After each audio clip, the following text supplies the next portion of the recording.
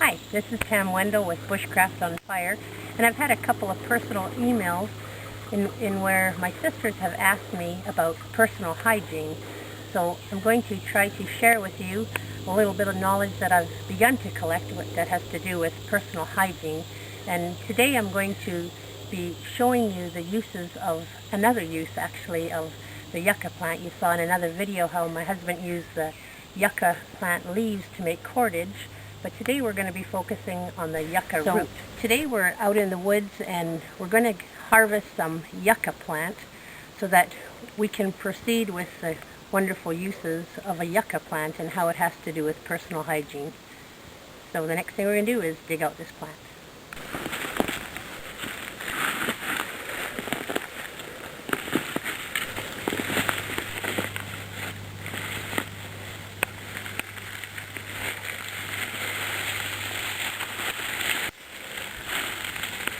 What we have here is a yucca root.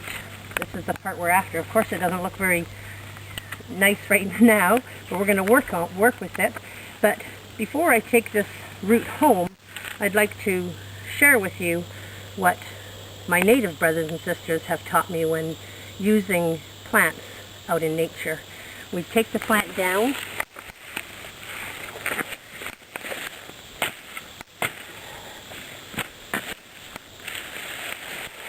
And we take this portion of the plant and we return that back to nature, and this plant will grow again.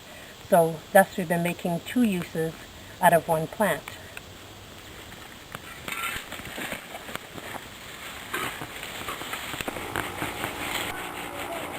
What I'm doing now is taking the yucca root, and this is the beginning of cleaning it. You just simply rub it on the grass. As you can see from what it was, here comes the pretty root. So we're going to finish cleaning this up and we'll take it to the next step. Here's the piece of yucca we just dug out, and we've rubbed it as clean as we can. You want to get your yucca root as clean as possible. You don't want to be putting dirt in your water or you won't even get any suds out. So now here it is, and what I'm going to do next is I'm going to pound it.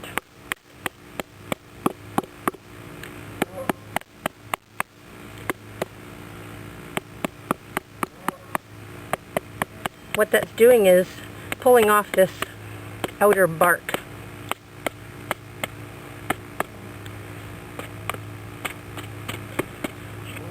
Now, I'm going to take water. We're just going to act as though this is a bar of soap. I don't know if you can see in the water, but the water's starting to cloud over.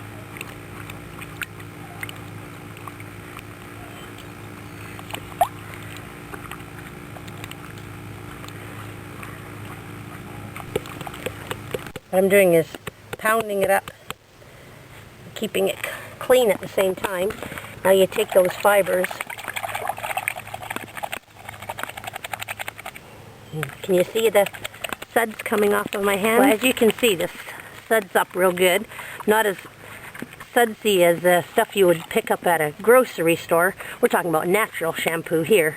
Now this soap you can use to wash your clothing in, wash your hair, wash your babies, wash yourself, and of course after washing you'll have these little bits in your hair you need to rinse off. So just like rinsing your hair, when you wash your hair, wash your clothes, it'll also take a rinse, but it leaves it extremely soft, and it's a beautiful nature-made soap. Well, I'm enjoying this water while I have it. My skin feels super soft, and it's a great shampoo and conditioner all at once when you're doing your hair. Another use for the yucca root is that even though this isn't a video on wild edibles, this root can be peeled and chopped up and added to soups or stews as a thickener. It's also used as you would cook a potato. Now this root is filled with nutrients. It has vitamin A, vitamin B, vitamin C, there's phosphorus, there's magnesium, there's calcium, and there's iron. And on top of all that, it has 0 grams of fat. For all you who are looking for the fat-free food, Now back to our yucca water. Remember we had rubbed this between our hands and it lathered up. I mentioned that it was good for washing your clothing. Well, there's another item that I would like to discuss that you're also going to be needing to use this yucca water for, so we'll be right back. Okay, we just finished discussing there would be another use for your water, another item that would be needed to be washed. Now that item would be something a woman would need to wash in the woods while she was out camping or hiking at the time of her monthly cycle. Now, you can order from fabric stores, fabric that is P-U-L, pull, and that would be something very similar to this. Now what I have here is a donation actually from a local nursing home, and it's basically just the pad you put under a patient's sheet to stop any liquids from flowing onto a mattress. Now I've taken this and I've begun to do a cut into it just to show you. When you open it up, this is the absorbent cloth. This would be your plastic liner. So you could cut out whatever shape you desired and then stitch it shut, and you would be using these in your underwear to keep you protected.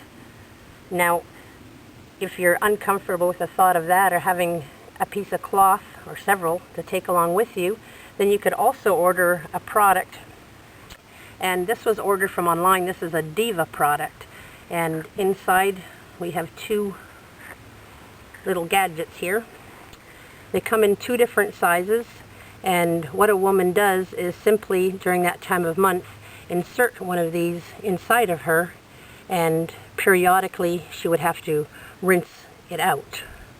So here's two different ways that a woman can keep herself clean while living in a survival situation. Now these items would be something to consider taking with you for a long-term situation. Now of course if you were just going camping or hiking, you would take along pads or tampons, and they also double up as excellent fire starter. So for now, that's all we have on the aspect of feminine hygiene.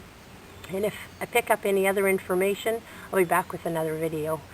I'm Tam Wendell with Bushcraft on Fire, thanking you guys so much for your support, for your ratings, and we'll see you soon on another video.